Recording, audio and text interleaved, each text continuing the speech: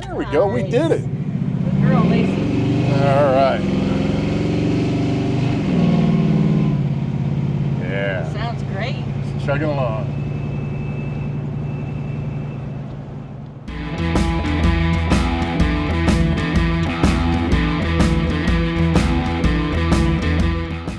Hi everybody, this is Tom with If This Car Could Talk, and today we have a real special treat for you. With me is Andy, and with Andy is his beautiful 1950 Lincoln Sports Sedan. This car is so beautiful that Goodguy's picked it as a finalist for the Custom of the Year.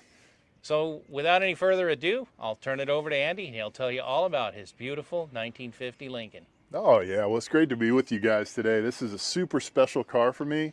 I was a little kid growing up that just loved nothing more than sketching lead sleds, and had to wait 50 years in order to get to this final day when I finally got to own my very own. So always a motorcycle guy, but as the years started to tick by, I thought, you know what?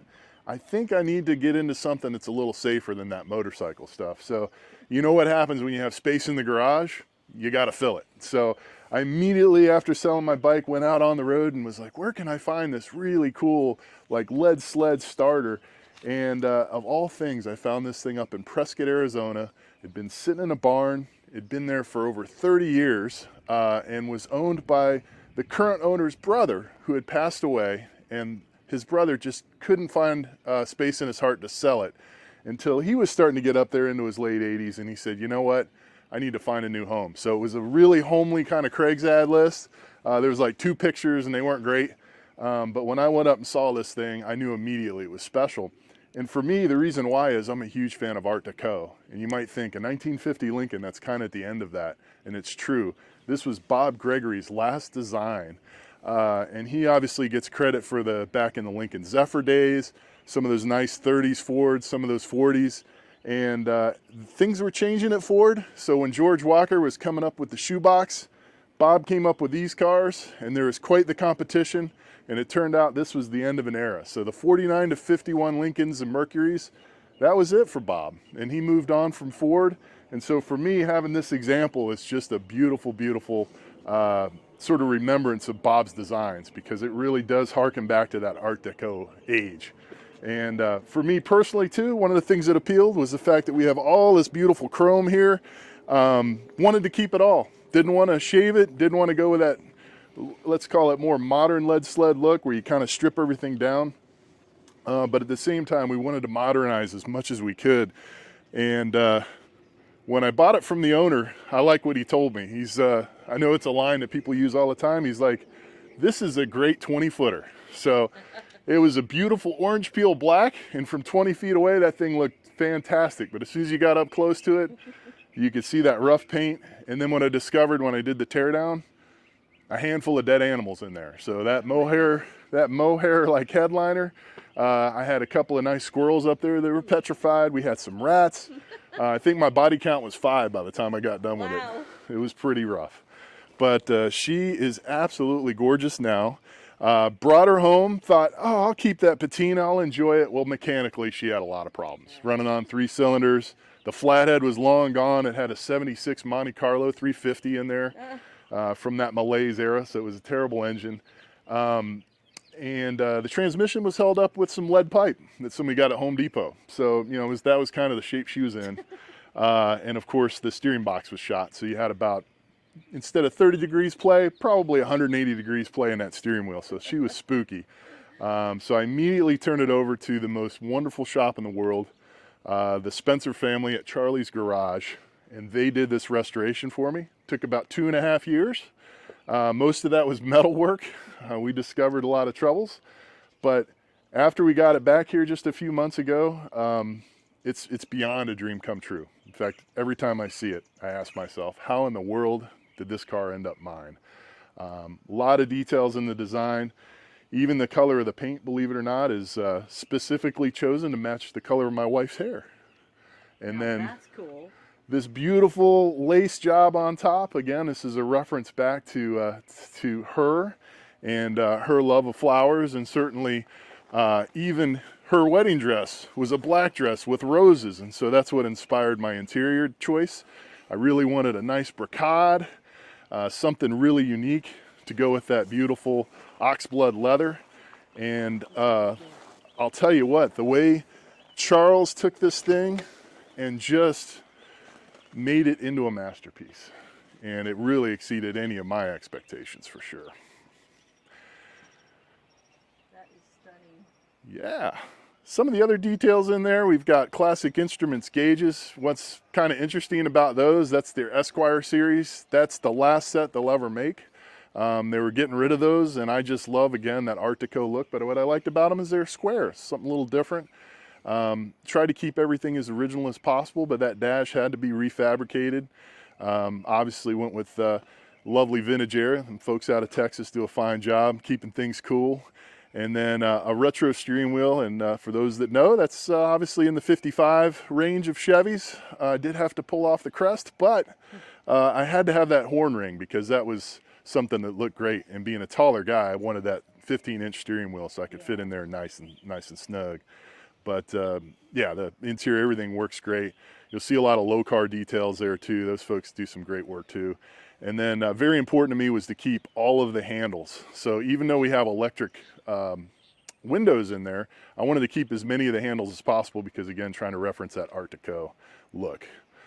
I think that's why I loved it. The minute I saw it, it's custom, but it's still 50 Lincoln. And yeah. Yeah.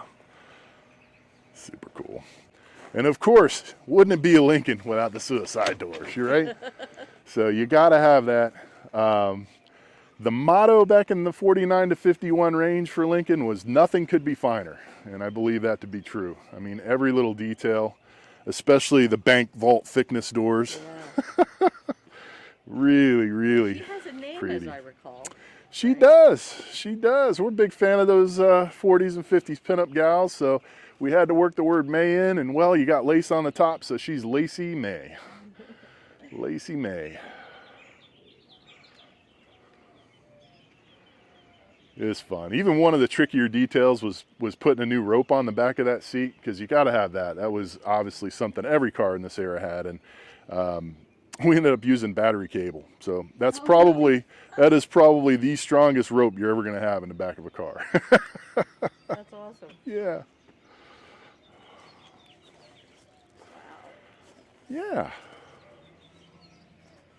So some other details I'd say. The direction of the drivetrain, powertrain, and everything. For us, we wanted to stay with that tradition of the small block Chevy. That's what was in it. Would have loved to have done something with that flathead, but it just wasn't going to work since it was long gone. So I got the last generation of Chevy's small block, which is the ZZ6. So it's a ZZ6 350, obviously referencing back to the Corvettes. But everything I see, it's probably the last of the last of those. And I love just having an oxygen sensor and just a simple computer running it.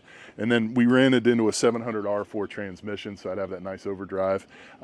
She's going to be driven a ton, and that was the vision right out the gate, is not to be a show pony, but to be something that's out there on the road for people to enjoy.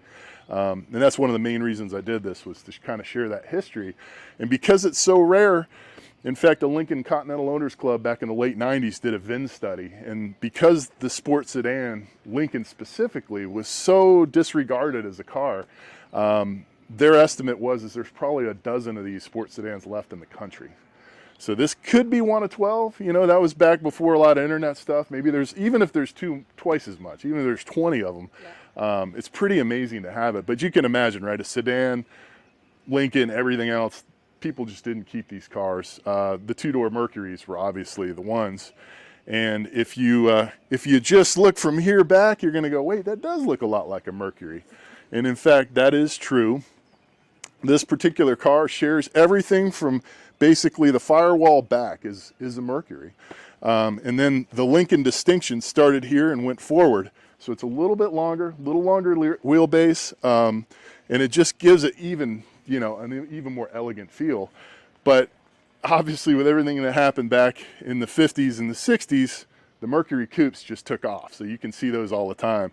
But this Lincoln in specific, I'll either have somebody that comes up and goes, that's a cool looking Mercury. Or if they really know what they're talking about, they'll be like, man, check out that Lincoln Cosmopolitan. And it's hard to say, actually, you guys are both wrong. It is a sports sedan, which is often termed a baby Lincoln because it's a little smaller than that Cosmo, but definitely unique in its own right. But didn't get a lot of love. In fact, I had a lot of friends of mine are like, "You're putting this much money into a Lincoln sports sedan? That thing's got 4 doors. What are you thinking?" I'm like, "Heck no, we got to do this thing." I mean, being a Lincoln, having the suicide doors, it was worth doing. Yeah. So it was fun. I'm totally agree with you. Well, thank you. Thank you much.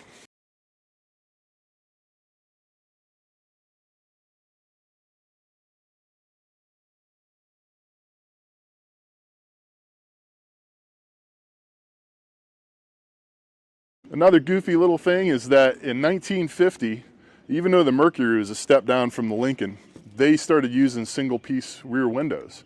But the Lincoln stuck with the 3-piece. So you'd normally think, oh, that single piece, more premium, that should have been the Lincoln. But that's often a sign if you've got a Lincoln versus a Mercury, because the Mercs had single piece and this guy had the 3-piece. And obviously I wanted to keep that. So that's why we didn't swap out for a Mercury rear window. Can we see the trunk? Why, certainly. Certainly.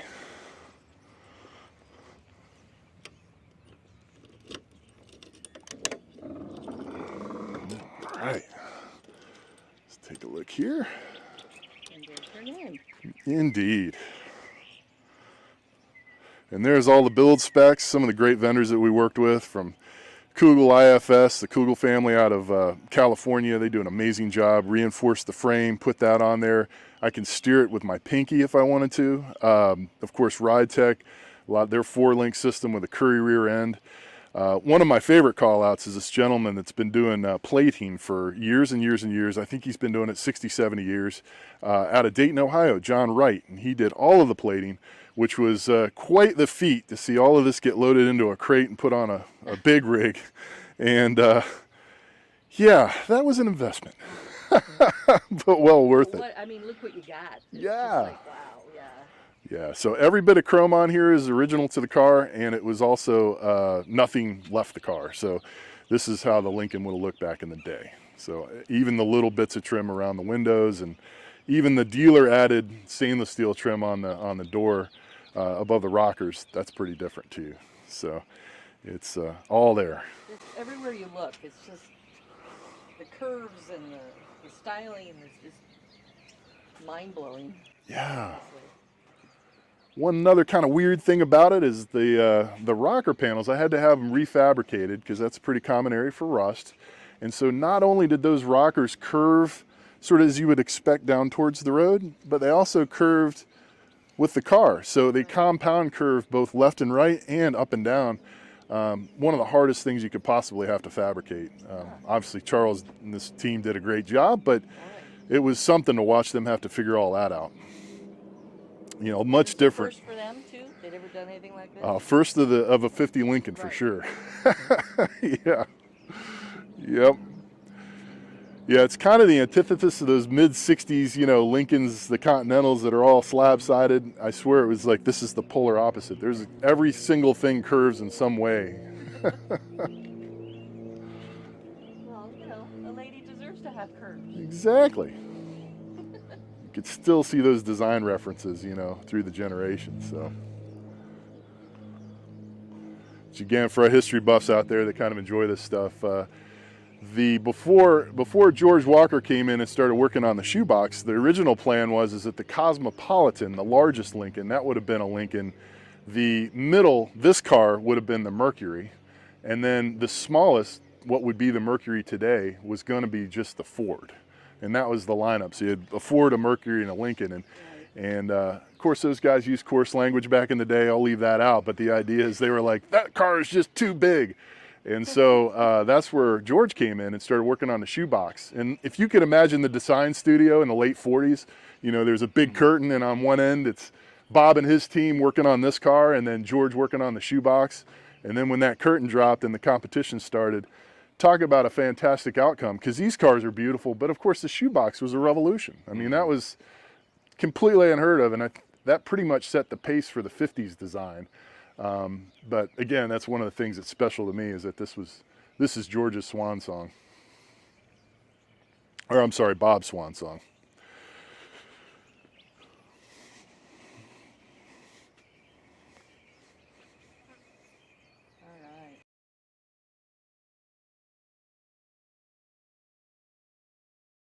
You ready for a ride? I'm ready for a ride. All right. Oh, All right, folks, here we go. Going for a ride. One of a dozen. I feel very honored.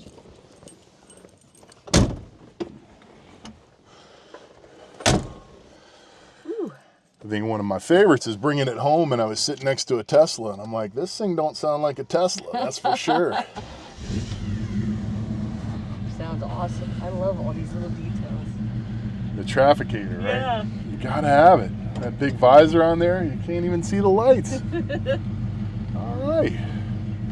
Where are we heading? We Huntington Beach or? I'm with you. You can You go ready wherever for you that? want. I would go out this way, and then we'll just go out All right, let's do it. over to the road and back. Take a little cruise.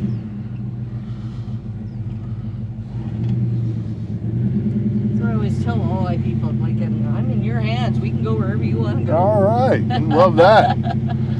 Hey, why not? Having 420 horsepower is great, but the best part of this car is just going slow and easy. That's right, it's a cruiser. Just cruising. Just listen to that little rumble. Dum, dum, dum, dum. Yep. But you're definitely not going to sneak up on anybody. I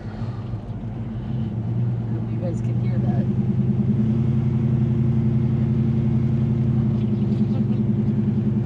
There's something when you actually have a hood ornament out there, right? You can see out there and go, man, that's a rocket See ship. where the end of the hood is that way.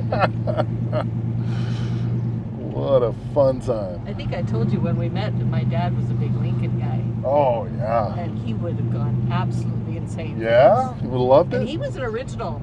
You know, everything was Dead Nuts restored original. But Yeah. this, I guarantee you, he would have loved He it. would have enjoyed it? Yeah. Oh, that's great. Well, he was a customizer before. His first vehicle was a 34 Ford pickup that he customized All right. back in the 50s. So, Nice. yeah, I think he had a secret. Yeah. Kind of like these anyway. Just didn't tell his other Lincoln people. Yeah. Oh, that would do it too. I mean, you can't beat a Lincoln. That's true. It's just something different about it. In those days, Ford and Chevy just fighting it out. GM, you know, between the Caddies and the Lincolns, and it's they've all produced beautiful cars.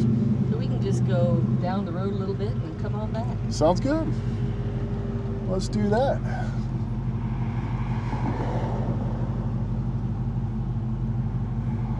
I can't imagine how many people you have wave at you and give you the thumbs up and stare and all Yeah. kinds of. You definitely get some people excited about it, you know, and that's half the fun.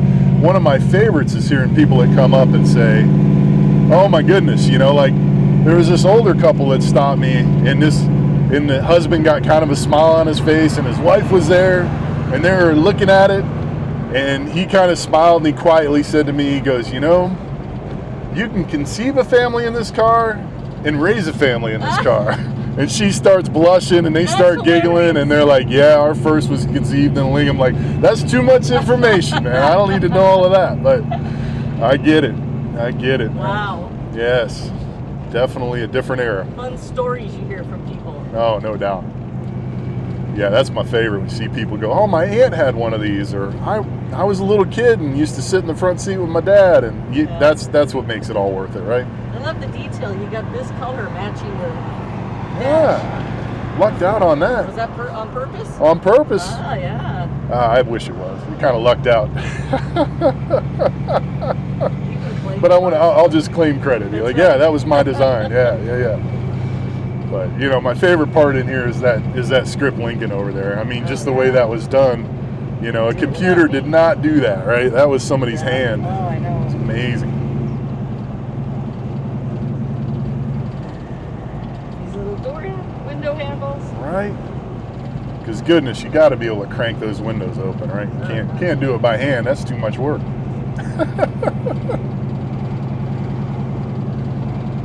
Alrighty. Is that piece original, or did you get a new one? I did have to get a new mirror. Yeah. Yep, It looked thicker.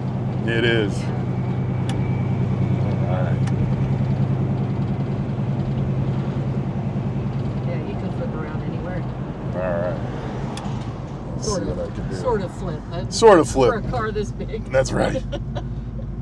little break in the traffic. Let's give it a shot. Let's see what we can do here. Hey, we did all right. We did all right, right? Only a single 3-point.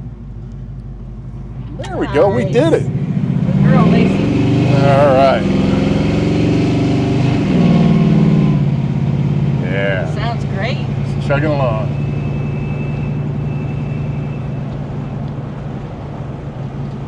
Yeah, and then boy, great road for a great morning. These are really comfortable seats too. They are, huh? All the original springs in there. I mean, barely got rid of the burlap, but Wow. yeah, still the original frames, and it was real nice.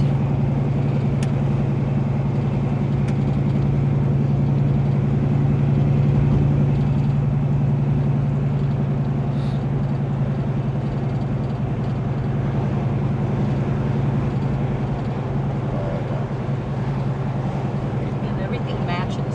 So you got this matching. Right? All those little up here. details. Yeah. Oh yeah. It's just You can see those little kind of that end of the Art Deco, just that, Yeah. just kind of talking to us. So how long has she been done? Just about 3 months. Yeah, she's So you put a she's few still miles on her she's then. still drying. Yeah, 1100. Just getting all those Nice. little details worked out, getting it Yeah. all sorted, and that's half the fun. Yeah, I just can't say enough how much fun it is to share with others. That's why I love that you guys do what you do and help keep this history, this tradition alive. Absolutely. That's why we love it. This is our turn, isn't it?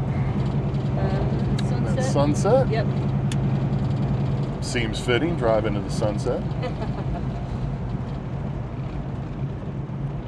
All right.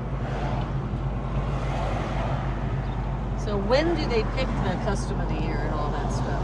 You know, that's a great question. I know that they select the occasional, like Goodguys will occasionally select a custom of the year finalist at different shows. I've never quite figured out what that specific cadence is, but I know once they get a handful of them together, I think they announce the winner at the fall In November. November, event that happens here. And I don't know if they gather us all together or any of that, or if they do it virtually now, but I know the folks at Goodguys, lovely people. The photographer took 1 million pictures, so I could imagine that depending on how they judge it, they might put it together. But, Yeah. you know, again, for us and for me, it was more, it's quite the honor, but certainly nothing that I didn't build it to show it. Right. And the rock chips already in the front would tell you that. That's right. The best way. Yeah, absolutely. It's the memories that are the fun part. But, you know, we took it out to GNRS as the debut show and did great out there. We won best class for the 49 to 51 custom. That was quite a treat. That's Again, a tough show too. whoo, it's beautiful out Yeah. there. Oh my gosh, and the 75th anniversary, and I gotta admit, I kind of played it up a little bit because this is the 75th anniversary of this Lincoln. That's right. And so my display, I kind of went with the diamond theme and really just played up the beautiful history that GNRS is. And then what an amazing show, right? All that Yeah. history there and seeing all those cars. And especially all the winners all together in one place is amazing. So, fun little drive today, right? Awesome drive. All right. Doesn't get much better. No, Way it to sure spend a doesn't. morning. Yeah, I wish I didn't have to force this smile on my face. So you want Me to too. take it on down was the rough. end here? It was yeah, rough. was it tough?